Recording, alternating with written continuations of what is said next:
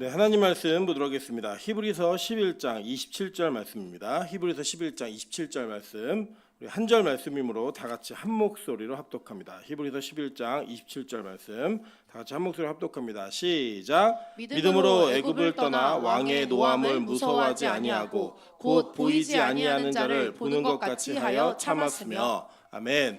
우리 주변에 있는 분들에게 이렇게 한번 인사하도록 하겠습니다. 당신 때문에 겨울이 빨리 끝날 것 같습니다. 네, 사실은 이제 뭐 끝나야 맞는 계절이 맞는데도 불구하고 좀 많이 추우셨죠, 그죠? 네, 그런데 우리 성도의 따뜻함이 이 추운 날씨를 이겨내는 은혜가 있기를 소망합니다. 빛과 소금 교회가 올 때마다 따뜻함이 느껴지는 그런 귀한 교회 되기를 주님의 이름으로 축원합니다. 네, 오늘은 히브리서 11장 27절의 말씀을 가지고 극복되어야 믿음이다라는 제목으로 하나님 말씀 증거하도록 하겠습니다. 이 히브리서 11장은 우리에게 믿음이 무엇인지를 정확히 설명해 줍니다. 근데 우리는 보통 믿음 그러면 믿음을 신뢰한다라고 하는 개념과 거의 동일하게 생각합니다. 근데 사실은 성경의 내용을 보면 믿음은 사람이 하나님을 신뢰하는 것, 이것을 기준으로 하여서 우리 자신으로부터 소유하고 있는 것을 믿음이라고 얘기하지 않습니다. 오히려 성경은 하나님으로부터 주어진 믿음이 우리를 어떻게 바꾸는가를 설명하면서 그것이 믿음이라고 얘기하더라는 거예요. 여러분, 이것은 굉장히 중요합니다. 왜냐하면 믿음의 주체가 누구인지를 정확하게 고백할 수 있는 내용들이 우리 안에 성경의 증거로 드러나기 때문입니다. 그리고 오늘 성경은 이 모세라는 인물을 굉장히 긴 분량을 할애해서 히브리서 안에서 소개하고 있는데, 그 소개하는 내용을 우리가 함께 나누면서 이 모세에게 주었던 믿음이, 부여되었던 믿음이 어떤 믿음이었나를 다시 한번 살펴보면서, 저와 여러분이 동일한 믿음을 가져야지만 구원받는 백성이라면 과연 우리에게는 이 믿음이 소유되어 있는가, 그리고 하나님으로부터 부여받았는가라고 하는 것들을 다시 한번 살펴보시면서 저와 여러분의 믿음을 점검하는 은혜의 시간 되시기를 주님의 이름으로 축원합니다. 자, 먼저 27절에 보면 이렇게 얘기합니다. 믿음으로 애굽을 떠나 왕의 노함을 무서워하지 아니하고라고 얘기했어요. 그죠? 이게 누구의 이야기면 모세 이야기죠. 자, 그런데 이 모세가 실제로 느꼈던 그 두려움이라고 하는 그 공포가 어떠한 것들로 기인했는지를 여러분 살펴보셔야 됩니다. 왜냐하면 사실 모세는 실제로 이 두려움을 느끼지 않고 떠난 사람이 아니었기 때문입니다. 한번 볼까요? 먼저 그 간지 4번을 먼저 보도록 하겠습니다. 출애굽기 2장 11절부터 15절입니다. 모세가 장성한 후에 한 번은 자기 형제들에게 나가서 그들이 고되게 노동하는 것을 보더니 어떤 애굽 사람이 한 히브리 사람 곧 자기 형제 치는 것을 본지라.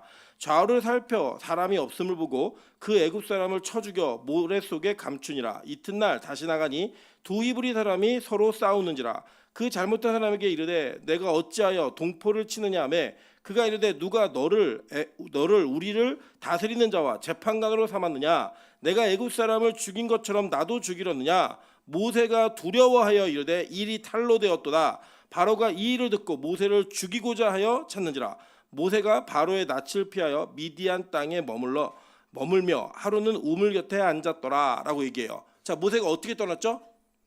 무서워서 떠났어요? 아니면은 두려워하지 않음으로 떠났어요? 무서워서 떠났단 말이에요. 실제로는. 이 모세가 느꼈던 두려움이 도대체 무엇이었는가 하는 이 두려움의 실체를 우리가 조금은 살펴봐야 될 필요성이 있다는 겁니다. 왜냐하면 성경에서 오늘 뭐라고 말했냐면 모세는 왕의 노함을 무서워하지 않았다라고 얘기했거든요. 근데 오늘 여기 성경에 보니까 지금 이 바로가 죽이고자 찾을 때는 화나서 찾는 거죠. 그죠? 예, 그 죽이고자 하는 마음으로 찾았을 때 모세는 두려워하여 떠났다는 성경의 기술이 분명히 있기 때문입니다. 자, 그럼 이 두려움은 도대체 뭐에 대한 두려움인가라고 하는 것을 살펴봐야 됩니다. 여러분 보시면 우리는 우리 인생에서 가장 두려워하는 어떤 대상이나 사건들이 있습니다.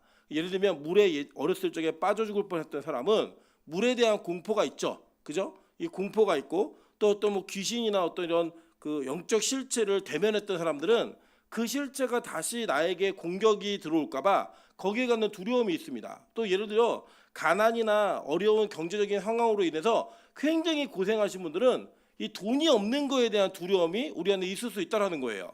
우리 여러 가지 공포를 다 느끼고 있는데 그 공포를 느끼면서 말하고 있는 내용을 잘 살펴보면 우리가 느끼는 그 모든 다양한 두려움의 종착지는 분명히 있습니다. 예를 들면 이런 거예요. 무서워 죽겠네. 그죠? 배고파 죽겠네. 힘들어 죽겠네. 짜증나 죽겠네. 여러분 그게 바로 우리가 느끼는 공포의 모든 결론이에요. 그게 뭐예요? 죽음에 대한 공포입니다. 여러분 그래서 실제로 이 나이 드신 어르신들께서 이제 뭐 올해는 죽어야지, 빨리 가야지라고 얘기하시지만 여러분 실제로 이 어르신들이 몸이 아프시면 병원 가기를 두려워하세요. 이유가 뭐냐면 병원 갔는데 죽을 병입니다라고 하는 이야기를 듣는 게 그 공포감이 있기 때문입니다. 예를 들면 여러분 우리 뭐 권사님들 중에도 일찍 죽어야 된다고 이렇게 얘기하시는 분이 계세요. 오래 안 살 거라고. 저는 그때 놀랐던 게 나정영 권사님이 자기 일찍 죽어야 된대. 근데 90세까지 살겠대요. 그거 어떻게 일찍이죠 그게? 저는 잘 이해가 안 되는데 그러니까 그렇게 얘기하시더라고요. 차라리 그냥 여러분 오래 사십시오. 우리 모두는 죽음이라고 하는 건 어린 아이들이나 노인이나 뭐 상관없이 다 공포감이 있습니다. 여러분 예를 들어 볼까요? 한번 우리가 진짜 몸의 기력이 딸려서 이제는 더 이상 요양원이 아니고서는 내가 내 삶을 유지할 수 없는 상황에 여러분 거기에 누워 계신다라고 한번 생각해 보세요. 여러분 인간이 그 자리에서도 무언가 내가 죽지 않기 위해서 노력을 하는 게 바로 인간입니다. 사실은 우리는 죽음에 대한 두려움이 없다라고 얘기하는 사람조차도 죽음이라고 하는 실제 상황이 우리에게 다가오면 다 공포감을 느낄 수밖에 없는 우리의 모습이 있다라는 거예요. 여러분 우리가 그렇게 느꼈듯이 이 죽음에 대한 공포는 그럼 어디서부터 시작됐는가? 성경이 우리에게 알려주고 있습니다. 창세기 3장 8절부터 12절 한번 보겠습니다. 그들이 그날 바람이 불 때 동산에 거니시는 여호와 하나님의 소리를 듣고 아담과 그의 아내가 여호와 하나님의 낯을 피하여 동산나무 사이에 숨은지라. 여호와 하나님이 아담을 부르시며 그에게 이르시되 내가 어디 있느냐? 이르되 내가 동산에서 하나님의 소리를 듣고 내가 벗었으므로 두려워하여 숨었나이다. 이르시되 누가 너의 벗었음을 내게 알렸느냐? 내가 내게 먹지 말라 명한 그 나무 열매를 내가 먹었느냐? 아담이 이르되 하나님이 주셔서 나와 함께 하신 여자가 그가 그 나무의 열매를 내게 주므로 내가 먹었나이다 라고 얘기했어요. 자, 이게 바로 창조되어진 인간이 처음으로 느꼈던 두려움, 그때 현장입니다. 그게 언제예요? 선악과를 따먹고 하나님이 그를 찾으실 때에 두려웠다라고 얘기하는 거예요. 여러분 우리가 이 두려움이라고 하는 히브리어가 야레라는 단어인데 이 단어의 뜻이 뭐냐면 두려워하다, 경외하다, 무서워하다 이것을 같이 공유하고 있는 단어입니다. 그리고 여러분 잘 보시면 여기에 무서워하다, 두려워하다라는 조금 결이 달라 보이는 경외하다라는 단어가 같이 있죠. 이 단어가 달라 보이지만 실제로 이 단어는 같은 감정이라는 거예요. 예를 들면 우리 이런 게 있어요. 과학적으로 사람이 깡패를 만났을 때 느끼는 공포와 사랑하는 사람을 만났을 때 느끼는 떨림이 신체 반응이 똑같습니다. 예, 신체 어떤 뭐라 그러죠? 그 맥박이 막 빨리 뛰고 심장이 막 쿵쿵쿵거리고 그 약간의 그 떨림 같은 그런 느낌 있잖아요. 그 느낌이 그 어떠한 어렵고 위험한 상황을 만났을 때하고 사랑하는 사람을 만났을 때하고 똑같아요. 예, 이 신체 반응은. 근데 그것을 해석하는 게 다른 거예요. 자, 이거는 비슷한 개념에서 우리가 하나님을 대면하게 되면 죄가 있는 자들이 느끼는 그 마음 가운데 느끼는 하나님에 대한 이 감정이 두 가지로 나타난다는 거예요. 그게 뭐냐면 하나님을 경외하는 마음도 있지만 그 경외함 속에 뭐가 동시에 나타나면 두려운 마음이 동시에 공존하게 돼 있다는 겁니다. 왜냐하면 우리가 죄인이라고 하는 아주 분명한 신분을 가지고 있기 때문입니다. 그 상대가 어떠한 분이냐면 죄가 없으신 거룩하신 분이에요. 근데 그 죄가 없으신 거룩하신 분께서 우리에게 다가올 때에 그 하나님에 대한 거룩함에 대한 경외함도 나타나지만 그 나타남과 동시에 이루어지는 게 뭐냐? 바로 두렵고 떨림이라는 거예요. 이유가 뭐냐면 이 죄를 지으면 반드시 심판하시는 하나님의 그 계획이 우리에게 본능적으로 느껴지기 때문입니다. 그러니까 이 아담과 하와가 하나님께서 선악과를 따먹지 말라고 하실 때에 따먹으면 어떻게 된다고 그랬어요? 죽는다고 얘기했단 말이에요. 반드시 죽을 것이다 라고 얘기했어요. 그러니까 그들은 이 죄의 문제가 자기 안으로 들어오면 그 죄와 함께 자신들이 죽는다라고 하는 것을 이미 알고 있었어요. 그리고 그것을 그럼에도 불구하고 그들은 스스로 하나님이 되고 싶어서 그 선악과를 따먹었고, 선악과를 따먹은 이후에 그들이 느꼈던 변화가 무엇이었냐면 이전에 없었던 선과 악을 판단하기 시작했습니다. 그리고 여러분 이거 우리말 성경 보시면 그게 좋은 것과 나쁜 것 이렇게 얘기했죠. 그건 뭐냐면 기준이 생겼다라는 거예요. 기준이. 자, 이게 뭐냐? 자신들 안에 어떠한 법이 들어온 거예요. 이걸 잘 보셔야 돼요. 그러니까 이제부터 어떤 상황이 되면 이것이 옳다, 나쁘다, 이것이 좋다, 싫다, 이것은 괜찮다, 이건 괜찮지 않다, 이건 편하다, 불편하다 라고 하는 모든 느끼는 기준적인 감정과 생각에 대한 판단이 다 뭐로부터 온 거예요? 선악과를 따먹은 인간의 죄로부터 출발하게 된 거예요. 근데 이 출발과 동시에 우리가 느낀 건 무엇이냐면 하나님께서 그들을 찾으실 때에 뭘 했어요? 두려워하여 라고 얘기해요. 그 두려움으로 여호와의 낯을 피했다라고 얘기하는 겁니다. 여러분, 그래서 이것은 본능적으로 죄를 지은 사람이 본능적으로 하나님이 우리를 찾으시면 우리를 심판하신다라고 하는 두려움을 느끼는 거예요. 그래서 그 두려움 때문에 우리는 그 두려움으로 인하여 그 상황을 모면하고 싶어하고 피하고 싶어한다라는 겁니다. 한번 볼까요? 출애굽기 20장 18절부터 21절 한번 보겠습니다. 뭇 백성이 우레와 번개와 나팔 소리와 산의 연기를 본지라 그들이 볼 때 떨며 멀리 서서 모세에게 이르되 당신이 우리에게 말씀하소서 우리가 들으리이다. 하나님이 우리에게 말씀하시지 말게 하소서 우리가 죽을까 하나이다. 모세가 백성에게 이르되 두려워하지 말라. 하나님이 임하심은 너희를 시험하고 너희로 경외하여 범죄하지 않게 하려 하심이니라. 백성은 멀리 서 있고 모세는 하나님이 계신 흑암으로 가까이 가니라 라고 얘기했어요. 자, 하나님이 이 이스라엘 백성들에게 눈에 보이게 신의 산에서 강림하셨습니다. 그 강림을 하실 때 야라드죠. 이게 야레에서 나온 단어인데 강림하시는 그와 동시에 그들이 느꼈던 게 뭐예요? 두려움과 공포를 느꼈다는 거예요. 어떤 공포요? 나 죽을 것 같아. 그래서 모세에게 부탁한 게 뭐예요? 하나님이 직접 말씀하시지 말게 하십시오. 이걸 얘기한 거예요.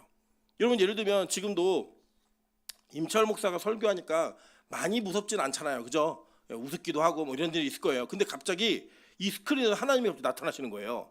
그러면 말씀하시기 여러분 서라운드로 드린다고 한번 생각해 보세요. 얼마나 무서우시겠어요. 그 두려움은 본능적으로 죄인들이 느끼는 두려움이라는 거예요. 왜요? 죽을까 봐.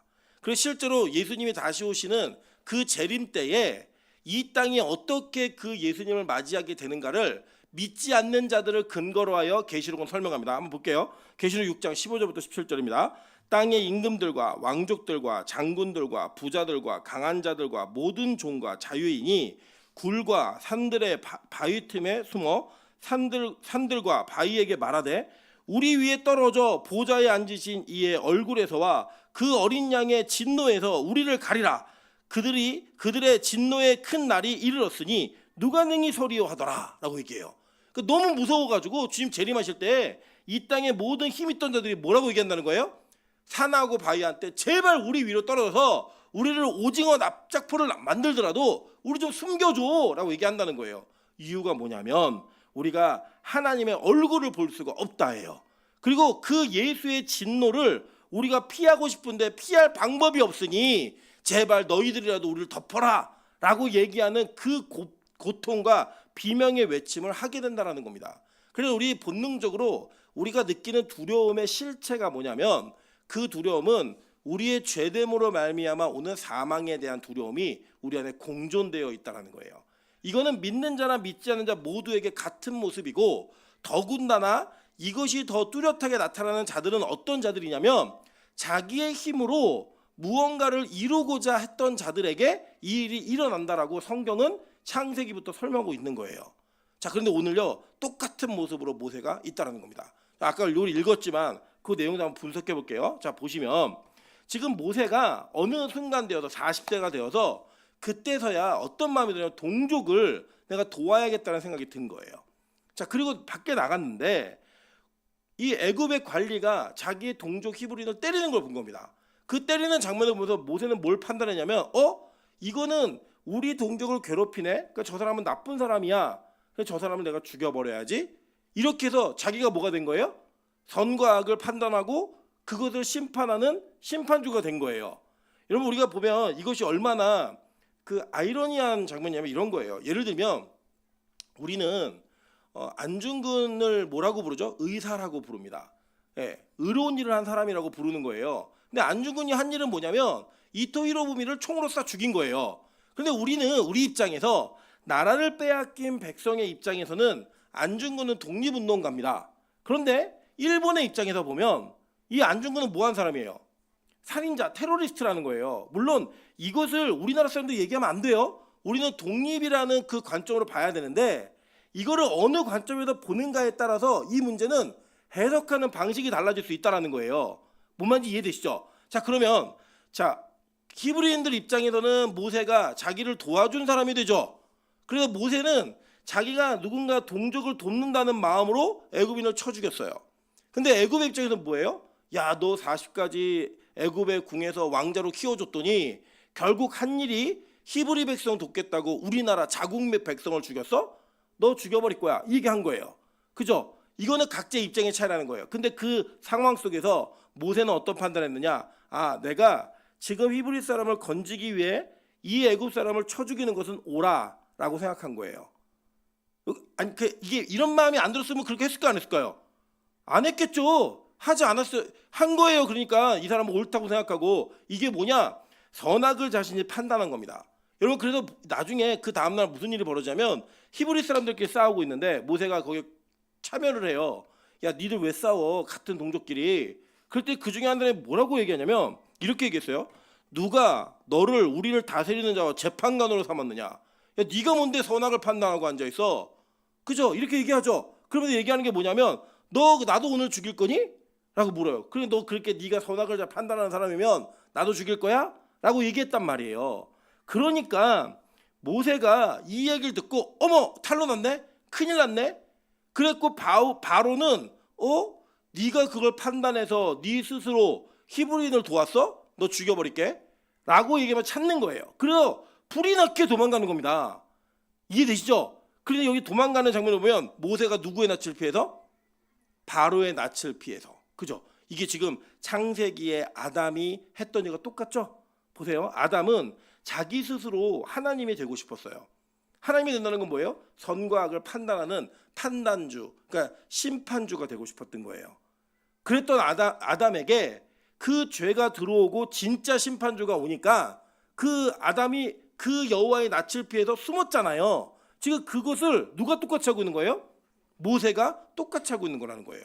이건 뭐냐면 잘 보세요. 모세는 출애굽을 사실 2번 했어요. 여러분 잘 기억해 보세요. 이때 첫 번째 출애굽이에요. 그죠? 그리고 난 다음에 다시 들어갔다가 다시 나오잖아요. 그러니까 오늘 이 히브리서 11장 27절에서 말하고 있는 거는 첫 번째 출애굽할 때 그가 두려움 없이 떠났다가 아니에요. 첫 번째는 두려워서 떠난 게 맞아요. 그런데 두 번째 출애굽할 때 어떻게 출애굽했죠? 이스라엘 백성들을 이끌고 출애굽을 하잖아요. 그때 바로의 노함을 무서워하지 않았다라고 얘기하는 겁니다. 그게 바로 믿음이라고 하는 것이 어떻게 사람을 바꾸고 믿음이 어떻게 그 사람을 이끌어내면 어떻게 변화되는가를 보여주는 거라고요. 근데 그것에 우리의 구원의 그 진리가 담겨져 있는 거예요. 잘 보세요. 여러분, 우리는 우리가 가지고 있는 힘과 우리의 능력으로 구원을 이루고자 하면 반드시 죄를 짓습니다. 반드시 죄를 짓고 내가 가지고 있는 판단의 기준으로 선과 악을 판단하기 시작하면 여러분 100% 죄를 짓습니다. 뭐 나는 상식적이고 저 사람은 상식적이지 않고 나는 합리적인데 저 사람은 비합리적이고 이런 개념이 전혀 없고요. 그냥 하나님이 그것 자체가 뭐래요? 죄라고 판단하신 거예요. 여러분, 사람이 어떠한 판단으로 이게 옳다 그르다라고 얘기하는 게 입장에도 뭐 다 다르다니까요. 그게 그 입장 자체가 옳다 그르다라고 하는 것도 우리가 이해할 수 없는 부분인 거예요. 나중에 긴 시간이 지나고 나면. 여러분, 그래서 우리의 모습 속에서 이 죄를 짓고 있는 모습들은 계속적으로 반복되어지고 그 반복되어지는 그 상황 속에서 우리는 죽음에 대한 공포로 숨어있고 쫓겨날 수밖에 없다는 거예요. 자, 그런데 하나님이 다시 이 모세를 애굽으로 뒤밀어 넣으십니다. 그죠? 밀어 넣으셨어요? 밀어 넣을 때 어떻게 넣나 한번 보도록 할게요. 자, 출애굽기 4장 18절부터 26절입니다. 모세가 그의 장인 이드로에게로 돌아가서 그에게 이르되 내가 애굽에 있는 내 형제들에게로 돌아가서 그들이 아직 살아있는지 알아보려 하오니 나로 가게 하소서. 이드로가 모세에게 평안히 가라 아니라 여호와께서 미디안에서 모세에게 이르시되 애굽으로 돌아가라 내 목숨을 노리던 자가 다 죽었느니라 라고 얘기했어요. 자, 그러니까 뭐냐면 이제 이전에 모세는 자기의 힘으로 무언가 노력했을 때 자기를 죽일 사람이 있었다는 거예요. 죽이는 존재가. 그런데 이미 그 존재가 없어졌다라는 거예요. 없어졌다고 얘기하면서 자 보세요. 계속 모세가 그의 아내와 아들들을 나귀에 태우고 애굽으로 돌아가는데 모세가 하나님의 지팡이를 손에 잡았더라. 여호와께서 모세에게 이르시되 내가 애굽으로 돌아가거든 내가 내 손에 준 이적을 바로 앞에서 다행하라. 그러나 내가 그의 마음을 완악하게 한즉 그가 백성을 보내주지 아니하리니 너는 바로에게 이르기를 여호와의 말씀에 이스라엘은 내 아들 내 장자라 내가 내게 이르기를 내 아들을 보내주어 나를 섬기게 하라 하여도 내가 보내주기를 거절하니 내가 내 아들 내 장자를 죽이겠다 하셨다 하라 하시니라. 얘기해요. 자, 이게 보면 지금 모세에게 이상한 장면이 하나 드러나고 있어요. 야, 하나님이 모세를 애굽으로 왜 보냈죠? 출애굽 시키라고 보낸 거잖아요. 그죠? 애굽에 있는 이스라엘 백성들을 찾아와, 내 백성이니까 찾아와라고 보냈는데 모세가 그 명령을 받고 들어가면서 누굴 데려갔어요? 아내하고 아들들을 데려갔다고요. 근데 여러분 이게 상식적으로 맞지 않아요. 왜냐면 하나님이 어떻게 하라 그런 거예요? 가서 데리고 오라고 했는데 이 모세는 부인과 아들들을 데리고 가요. 근데 여러분 이게 뭐 끔찍하고 막 사이가 너무 좋고 이래서 그런 게 아니에요. 그랬으면 이 모세가 구수연이하고 결혼도 안 해야죠. 그런 게 아니라 이 모세는 지금 가면서도 하나님의 사명이 자신에게 정확하게 부여되어 있지가 않은 거예요. 그래서 뭐라고 얘기하냐면 내가 형제들에게 돌아가서 아직 그들이 살아있는지 보러 갑니다. 이렇게 얘기하는 거예요. 이드로에게. 원래 뭐라고 얘기한 게 맞아요?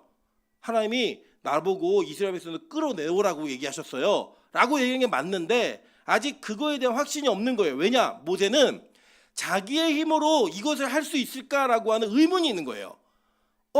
내가 40년 전에 내 힘으로 했다가 죽을 뻔해가지고 도망온 이 사람이 과연 거기에서 뭘 할 수 있을까? 그리고 모세는 간보러 간 거예요. 사실 이 배굽을 할 때 간보러 간 거예요. 간보러. 그러니까 하나님이 뭐라고 말하냐면 네가 하는 거 아니고 내가 네 손에 준 이적 있지? 그거 보여줘.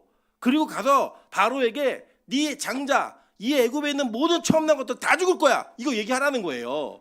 그 이걸 안 하고 모세가 이거를 듣긴 들었는데 사명감 없이 가고 있으니까 자 보세요.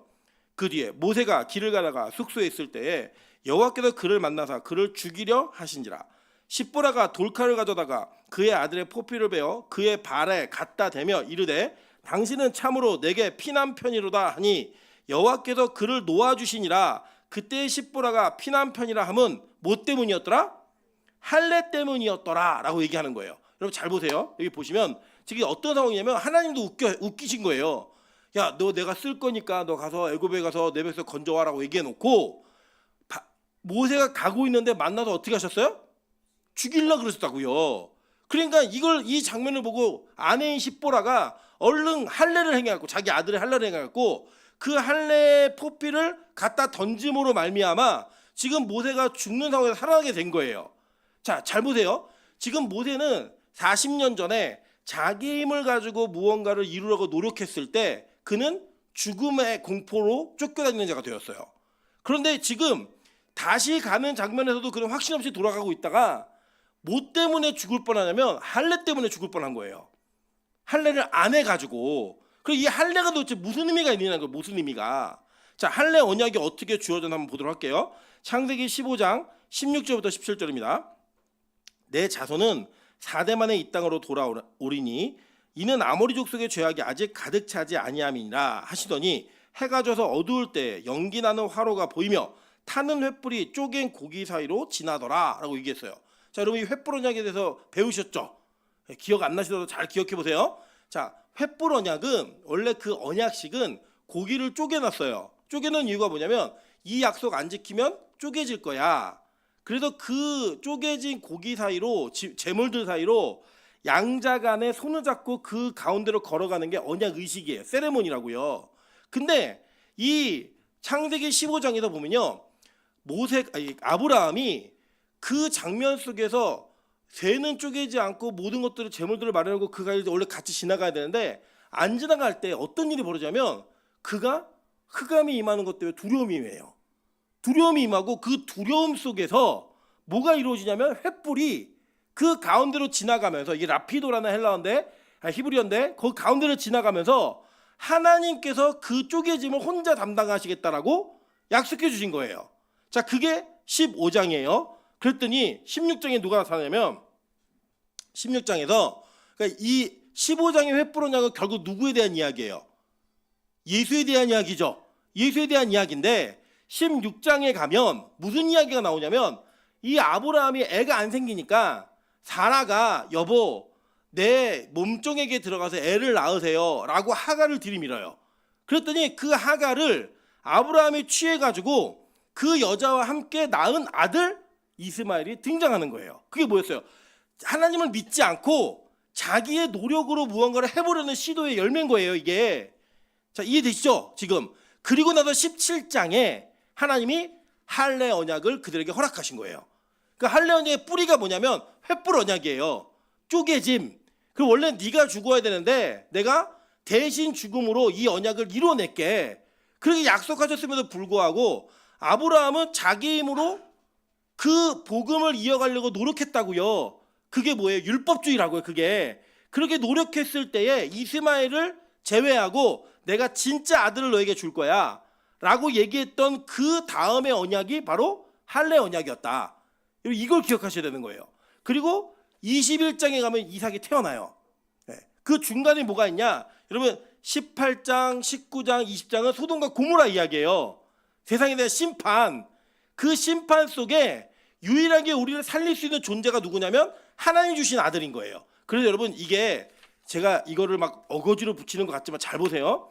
갈라디아서 4장 21절부터 31절에 바울이 복음을 설명하면서 이렇게 얘기해요. 자, 내게 말하라. 율법 아래 있고자 하는 자들아, 율법을 듣지 못하였느냐? 기록된 바 아브라함에게 두 아들이 있으니 하나는 여종에게서 하나는 자유 있는 여자에게서 낳다 하였으며 여종에게서는 육체를 따라 낳고 자유 있는 여자에게서는 약속으로 말미암았느니라 라고 얘기하면서 하갈과 이스마엘을 율법으로 놓았고요. 그죠? 그리고 사라와 이삭을 복음으로 놓았다고요.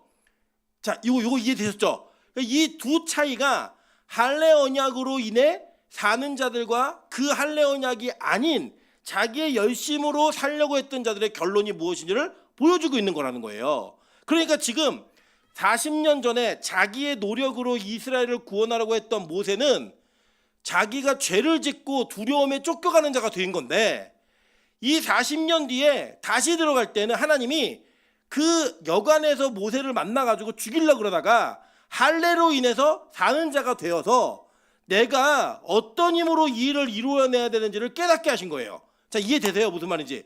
이걸 잘 이해하셔야 지금 이 본문이 이해가 되시는 거예요, 오늘. 자, 이렇게 하나님은 분명하게 우리에게 우리의 열심과 노력으로 구원받는 존재가 아니라 하나님의 희생과 하나님의 십자가의 은혜로 구원받는 존재라는 걸 너무나 정확하고 분명하게 알려주시는 거라고요. 그래서 이 모세가 그 마음을 갖고 들어가자 그는 어떤 일이 벌어지냐면, 자 보세요. 마지막에 이렇게 얘기합니다. 출애굽기 11장 4절부터 8절인데 이게 마지막 10번째 재앙을 예언할 때예요. 자, 모세가 바로에게 이르되 여호와께서 이와 같이 말씀하시기를 밤중에 내가 애굽 가운데로 들어가리니 애굽 땅에 있는 모든 처음 난 것은 왕위에 앉아 있는 바로의 장자로부터 맷돌 뒤에 있는 몸종의 장자와 모든 가축의 처음 난 것까지 죽으리니 애굽 온 땅에 전무후무한 큰 부르짖음이 있으리라라고 얘기했어요. 자, 여러분 한번 생각해 보세요. 제가 예를 들어서 우리 자녀가 없으니까 저희 김민정 간사에게 야, 네 아들 오늘 죽을 거야라고 제가 얘기를 하면 민정 간사가 이거를 기쁨으로 받아들일 수 있을까요? 아니면 열받을까요? 열받겠죠. 근데 상대가 누구냐? 왕이에요. 만약에 김민정 간사가 여왕이라고 칩시다. 여왕님에게 얘기하는 거예요. 제가 어느 날 노예 대표가 가가지고 오늘 밤 너의 아들이 죽을 거라 라고 얘기한 거예요. 그러면 김민정 간사 입장에서는, 김민정 여왕님 입장에서는 이 이야기를 아멘으로 받겠어요? 아니죠. 어떻게 받겠어요? 야, 나한테 그런 폭언을 해? 야, 저 새끼 잡아 죽여. 끝난 거예요. 그러면 게임은. 그럼 그걸 각오해야 되죠. 예를 들어 여러분 우리가 이런 게 있습니다. 여러분 우리끼리 죽인다 얘기하는 거 무서워 안 무서워요? 그게 별로 안 무서워요. 근데 만약에 미국 대통령이 죽이겠다라고 하면 무서워요 안 무서워요? 여러분 그거 아시죠? 옛날에 9.12 사태 때 그 막 무너졌잖아요. 그때 여러분 이 쌍둥이 빌딩 무역센터가 무너지면서 어떤 일이 벌어졌냐면 전 세계 모든 공산국가 테러 국가들이 우리가 한 거 아니야 계속 그랬어요. 이유가 뭐냐? 여러분 중간에 파키스탄을 아프가니스탄 거기 공격한다고 파키스탄의 공중의 길을 열어달라 그랬더니 파키스탄이 중국 믿고 우리 못 열어줘 그랬어요. 그러니까 뭐라고 했냐 미국에서 너희들 석기 시대로 돌려줄게라고 얘기했어요. 그래가지고 싹싹 빌고 다시 길 열어줬어요. 그게 왜 그래요? 미국 정부에서 너네 죽여버릴 거야, 너네 끝내버릴 거야라고 얘기하면 그거는 진짜예요. 공포라고요. 북한도 심지어는 야 그런 테러하면 안 된다고 이렇게 얘기했어요. 맨날 평소에 뭐라 그래요. 댐벼 우리도 핵폭탄 있어 이런 애들이 그거 무너지고 나서는 벌벌벌 떨었다고요. 우리나라 자기네가 오해받을까 봐. 여러분 바로 왕에게 네 아들 죽어라고 얘기하는 거는요. 이거는 두려움이 없어야지만 하는 거예요. 뭐에 대한 죽음에 대한 공포가 없어야지만 할 수 있는 거라고요. 이미 모세는 40년의 죽은 자예요. 그때 당시에 세계 최강의 나라였던 바로 왕이 야 모세 잡아 죽일 거니까 찾아라고 얘기했어요. 그래서 모세가 어디까지 도망가요? 미디안에 가가지고 양치기 하고 있는 거예요. 가장 천한 일. 숨어가지고 죽을까봐 몇 년 동안 40년 동안 그 40년 동안에 모세 벌벌 두려워 떨었어요. 이유가 딱 하나예요. 그 바로가 아직도 나를 찾고 있기 때문에 그 공포 때문에. 그래서 하나님이 얘기하시는 거예요. 야 너 찾는 사람들 다 죽었어. 걱정하지 마. 이 얘기 들을 때까지 이 모세의 마음의 한가운데 뭐가 있었다? 공포가 있었다고요. 이게 뭐예요? 자기의 열심으로 살려고 했던 자가 율법이라고 하는 그 법에 걸리게 되면 어떠한 공포에 사로잡히는지를 보여준 거라고요. 우리 인간은 모두 그러고 사는 거예요. 여러분 우리가 왜 죽게 되었죠? 선악과를 따먹어서 죽게 되었어요. 그래서 우리는 그 죽음이라고 하는 두려움과 공포를 벌벌벌 떨며 산다고요. 그래서 이 바로 왕의 노함은 결국 우리에게 뭘 얘기하는 거냐? 마지막 심판의 죽음을 상징하는 거예요. 그러니까 원래는 이게 뭐여야 돼요? 두려움의 대상인 거고 우리 모두는 거기에 사로잡혀 있는 거예요. 그래서 여러분 그래서 두려운 겁니다. 여러분 병원에서 어디가 아파서 심각하게 여러분 약을 먹어도 낫지 않으시면 공포감이 찾아오세요, 안 오세요? 막 예를 들어 위가 막 안 움직이는 것 같은데 약을 먹어도 안 돼요. 조그만 동네 병원 갔더니 계속 약을 줘주는데 먹고도 낫지를 않아요. 뭔가 자꾸 이물감이 있고 뭐가 잡히는 것 같아요. 여러분 두려우세요, 안 두려우세요? 여러분 그때 다들 얘기하시는 거예요. 목사님, 제가 이러이러한 현상으로 큰 병원 가는데 기도 좀 해주세요. 무슨 기도를 해야 되죠? 하나님, 권사님이 예상하신 것처럼 암이 되게 하옵소서 이렇게 기도할까요? 아니잖아요. 이게 내가 암이 될까봐 너무 무서우니까 기도해 주세요라고 얘기하는 거 아니에요?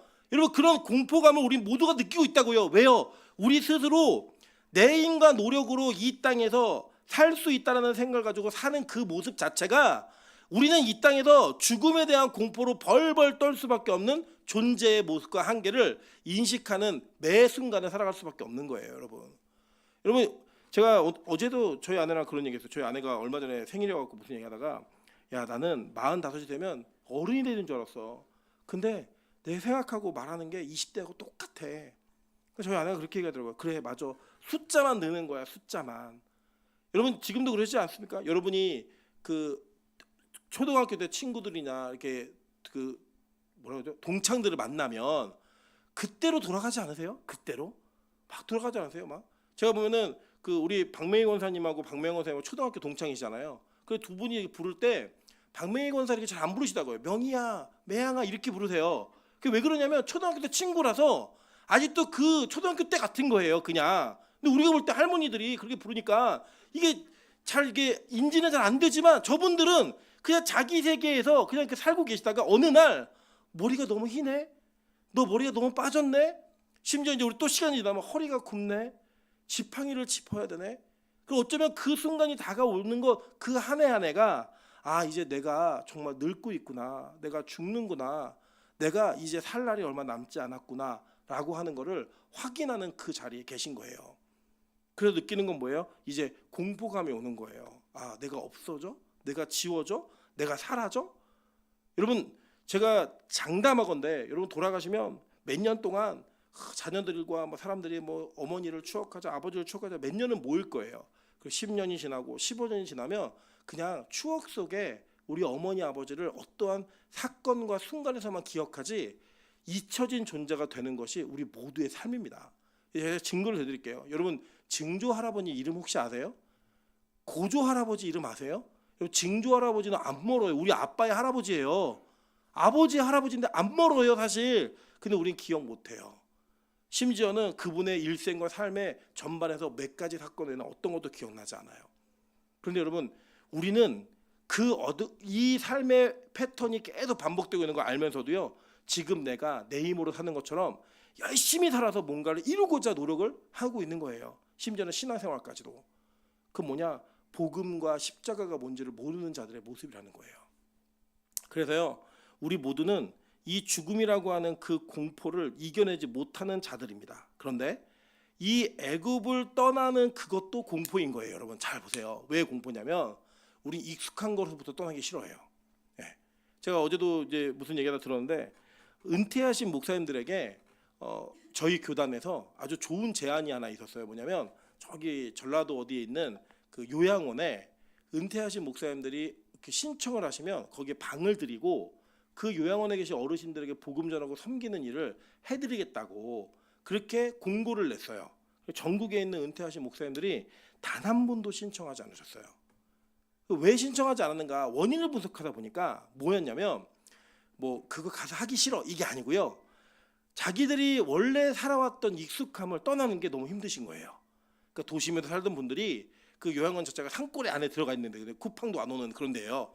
그런 데 가가지고 들어가 사는 게 어려운 거예요. 마음이 마치 내가 익숙한 곳에 떠나서 그 익숙하지 않은 알지 못하는 곳으로 가가지고 다시 내가 적응하며 살 수 있을까? 그것도 나이 70 넘어서 이게 안 되는 거예요.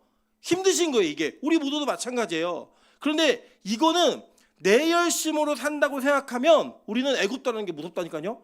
그러니까 애굽 떠난 사람들이 광야에서 익숙하지 않은 삶을 살면서 했던 일이 뭐예요? 맨날 야 우리 모세 죽이고 다시 애굽으로 돌아가자. 애굽으로 돌아가자 이거잖아요. 뭐예요? 야 여기 익숙하지 않아. 아무리 살아도 익숙해지지가 않아. 다시 원래 살았던 익숙한 곳 편한 곳으로 가자. 이게 우리의 모습이라고요. 그건 뭐냐? 내 열심으로 뭔가를 이룰 수 있다고 생각할 때는 우리는 내가 무언가 이룰 수 있는 것 같은 환경을 좋아해요. 그래서 여러분 이런 거예요. 기도하기 싫은 거예요. 예배드리기 싫은 거예요. 이유가 뭐냐? 그건 내 힘으로 하는 게 아니거든요. 차라리 일을 하고 공부를 하고 열심히 무언가를 하는 것은 나에게 무한 열매와 대가를 가져줄 것 같은 거예요. 그래서 그걸 선택하지만 우리가 하나님이 요구하시는 거를 다 여러분 낱낱이 살펴보면 우리의 노력을 요구하세요? 하나님이 십자가를 믿으래요? 아니에요. 여러분 십자가는 어떻게 되는 거예요? 믿어지는 거라고요. 그걸 믿음으로 말미암아 구원받는다고 얘기할 때 그 믿음의 주체는 우리가 아니라 하나님인 거예요. 그러니까 우리는 이게 불안한 거예요. 내 노력이 1%도 들어가지 않았는데 내가 구원받는다고? 내가 내 노력으로 무언가를 열심히 다하지도 않았는데 그게 은혜로 임한다고? 이게 싫은 거예요. 차라리 108배를 하고 1000배를 하면 그거로 인해서 복이 주어진다고 얘기하면 그건 좋은 거예요. 왜요? 내 노력이 들어가서 그 노력으로 인해 무언가 열매가 얻어지는 것 같으니까. 여러분 빛가서 공교회가 매일 예배 드리고 있는데 이 매일 예배를 여러분의 우상화시키고 여러분의 공로로 만드시면 여러분 매일 예배 드리다 지옥 가십니다. 여러분 이거는 하나님 우리에게 주신 뭐다? 은혜예요. 그냥 그 은혜가 임하니까 그렇게 하지 않았던 내가 이걸 하는 거예요. 근데 은혜가 떨어지면 내가 이거 하다가 죽을 것 같은 거예요. 남들은 매일매일 이렇게 사는데 나는 이렇게 매일 예배드리면 살아도 될까? 남들은 이 시간에 잠을 자고 체력을 충전하는데 나는 이렇게 택세를 하면서 밤 늦게 자도 될까? 이 공포감이 우리 안에 다 있어요. 없지 않다고요. 그런 공포감을 뛰어넘을 수 있는 그 유일한 방법이 뭐냐? 바로 믿음으로 내 힘으로 되는 게 아니라 하나님의 피 흘림으로 말미암아 이루어지는 일이라는 걸 믿는 거예요. 그러면 뭐가 없어지냐? 죽음에 대한 공포와 두려움을 뛰어넘게 돼요. 그럼 뭐냐? 이걸 극복한다라고 얘기하는 거예요. 모세가 어떻게 했냐? 보세요. 그 뒤에 우리 27절이에요. 곧 보이지 아니하는 자를 보는 것 같이 하여 참았으며, 이 참았다라는 이 헬라어가 이 무슨 뜻이냐면 이게 요약을 하면 견디다, 이겨내다 이런 뜻이에요. 예. 그러니까 저거 참아 이게 아니라 그 상황을 어떻게 한 거예요? 견뎌낸 거예요. 참고 이겨낸 거라고요. 모세가요 그렇게 하나님을 따라다니는 그 광야 생활을 살면서 하나님 매번 모세에게 보이지 않았다고요. 그냥 구름 기둥과 불 기둥은 있었지만 하나님의 형상으로 그 매번 보이지 않았어요. 몇 번이에요 인생에. 그랬던 그 보이지 않는 분을 믿으며 보이는 바로왕을 두려워하지 않는 그 모습이 여러분 쉬워 보이세요? 아니라니까요. 이 세상에서 일하고 노력하면 현금이 막 올 것 같은데 기도하면 나에게 그게 주어지지 않을 것 같다고요. 내가 병원 다니고 열심히 체력 관리하면 조금 더 건강하게 오래 살 수 있을 것 같은데 기도해서 그렇게 산다고는 안 믿어진다고요. 그게 우리의 실제적 한계예요. 근데 모세는 그거를 극복해냈다는 거예요. 뭐래요? 믿음으로. 믿음이 들어오니까 그게 믿어져서 내 힘으로 사는 것이 아니라 하나님께서 주시는 힘으로 사는 거구나. 그래서 뭐까지도 뛰어넘었어요? 죽음에 대한 공포까지도 뛰어넘는 거예요. 그 바로에게 얘기할 수 있는 거예요. 야, 네 아들 죽어. 감히 노예의 대표가 그 노예 히브리 사람들의 대변하고 있는 히브리 사람들 대변하고 있는 그 힘없는 노인이 80세 노인이 힘이 짱짱하고 전 세계의 군대를 움직일 수 있는 그 바로왕 앞에서 네 아들 오늘 밤에 죽는다 이 얘기를 하는 게 가당하다고요? 여러분 이거는요 진짜 믿음 있지 않으면 못하는 일인데 그 믿음은 하늘로부터 주어지는 거예요. 죽음도 뛰어넘고 나도 뛰어넘고 내가 이미 죽은 줄 알았다니까 옛날에. 그래서 내가 어떻게 살았어요? 피난편 할례로 살았잖아요. 할례로 살고 나니까 이제는 그 어떤 것도 두렵지 않는 믿음이 그에게 주어져서 그것을 뛰어넘게 되는 거예요. 여러분 성경은 믿음이 우리를 그렇게 만든다고 얘기합니다. 여러분 우리 솔직히 정말 이런 믿음이 있으실까요? 여러분 당장 내일 회사 출근하면 우리 상사가 더 무섭잖아요. 네. 당장 내가 믿음을 가지고 주님 앞에 헌신하면 당장 닥쳐올 경제 위기나 재정적인 상태가 더 두렵지 않으세요? 여러분 건강에 대한 두려움과 그것에 대한 압박이 여러분 믿음보다 더 크지 않으십니까? 그래서 우리 그것 때문에 매일 타협하는 거잖아요. 매일 그것 때문에 우리 현실 속에 이 믿음과 그 현실 사이에서 우리 양다리 걸치고 사는 거잖아요. 그건 극복이 안 되는 거예요. 여전히 극복하지 않은 그 모습으로 살고 있는 우리에게 오늘 성경은 야 믿음이 뭔 줄 알아? 믿음은 그 믿음이 너희들로 하여금 이 모든 것들을 다 뛰어넘게 심지어 죽음까지도 이걸 얘기해주고 있는 거예요. 여러분 바울이 얘기하는 겁니다. 세상아 사망아 너의 쏘는 것이 어디 있느냐? 그걸 얘기하는 거예요. 야 너 그게 뭐냐면 원래 원문 그대로 직역을 하면 사망아 너의 독침이 어디 있느냐 묻는 거예요. 독침으로 쏴봐 나 안 죽어 이 얘기하는 거예요. 여러분 우리 모두는 그런 인생으로 그런 모습으로 살아가는 그 결단이 있을 때에 아 진짜 내가 믿음이 있구나라고 얘기할 수 있다는 거예요. 여러분 대한민국의 많은 교회에서 매년마다 세례가 주어지고 세례 교인이 몇 명이 늘었다 막 이런 얘기들을 합니다. 그 세례는 누구에게 주는 거죠? 할례 받은 사람들에게 주는 거예요. 내가 죽고 예수로 산 자들에게 주는 거라고요. 그래서 이미 내가 죽고 예수로 산 자들의 고백인 할례 즉 세례를 받은 사람들은 이미 그 죽음에 대한 공포를 무섭지만 뛰어넘는 거예요. 그래야지만 그게 진짜 믿음인 겁니다. 여러분 진짜 세례를 받은 사람은 그 믿음 때문에 이 세상의 어려움과 두려움이 우리에게 다가오더라도 그걸 뛰어넘을 수 있는 힘이 생기는 거예요. 그러면 질문이에요. 정말 우리 자신에게 물어보는 거예요. 여러분 정말 그런 믿음이 있으세요? 진짜 그런 믿음을 소유하셨어요? 근데 우리는 그렇게 믿음이 소유되지 않았음에도 불구하고 목사, 전도사, 장로, 권사라고 서로를 부르며 믿음 있는 척하면 외식이 우리 안에 너무나 팽배해 있는 거예요. 누군가 저한테 이렇게 얘기하더라고요. 목사님 설교를 듣다 보니까 이 히브리서를 듣는데 자기가 믿음이 없다는 걸 알게 됐대요. 근데 그렇게 말하면 직분상으로 안 되는 사람이에요. 자기가 믿음이 없는 거를 알겠대요. 여러분 그게 바로 우리의 현실이라는 거예요. 현실. 여전히 우리는 믿음 있는 척하지만 그 믿음이 우리를 통치하지 않아요. 여전히 내 힘으로 선과 악을 판단하고 좋은 것과 나쁜 것을 판단하고 내가 이것을 유익되겠다 유익되지 않겠다 이것을 판단하는 기준을 가지고 이 세상을 살아가니까 우린 여전히 세상이 무서운 거예요. 세상이 두려운 거고요. 율법이 두렵고 무서운 거예요. 여러분 저는요 우리 빛과 소금이 진짜 복음을 깨닫는 은혜가 있기를 소망합니다. 우리가 무엇 때문에 사는 존재인지 무엇으로 하나님의 은혜를 이어갈 수 있는 존재인지를 꼭 기억하셨으면 좋겠습니다. 하나님 오늘도 우리에게 이 믿음을 주셔서 어떤 것도 이 세상에서 우리를 끊어낼 수 없는 그 은혜와 믿음이 우리에게 소유되게 해달라고 기도하는 마음으로 주님 앞에 서시기를 주님의 이름으로 축원합니다. 같이 한번 찬양으로 기도하겠습니다. 이 찬양 아버지 사랑 내가 노래 이 찬양의 가사 후렴구를 보면요 죽음도 생명도 천사도 하늘의 어떤 권세도 끊을 수 없는 그 사랑 예수라는 찬양의 고백이 있어요. 영원한 그 사랑 예수라는 고백이 있는데 이 고백이 여러분에게 이루어지는 믿음이 주어지기를 소망합니다. 하나님 내 믿음이 그 어떤 것도 주님으로부터 나를 끊지 못한다는 걸 알고 세상을 뛰어넘을 수 있는 심지어 죽음조차 극복되어지는 그런 은혜를 좀 허락해 주셔서 두려움이 극복되어지는 은혜가 있게 주님 도와주시옵소서. 여러분 그 말씀의 고백으로 인하여 바울은 그 죽음의 고백을 이겨냈습니다. 그 이겨냈던 그 고백이 우리에게 동일하게 고백되게 해달라고 같이 한번 찬양으로 기도하며 나아가도록 하겠습니다. 아버지 사랑 내가 노래해. 아버지 사랑 내가 노래해. 아버지 은혜 내가 노래해. 그 사랑 변함없으시 거짓 없으시 성실하신 그 사랑 상한 갈 때 꺾지 않으시는 꺼져가는 등불 끄지 않는 그 사랑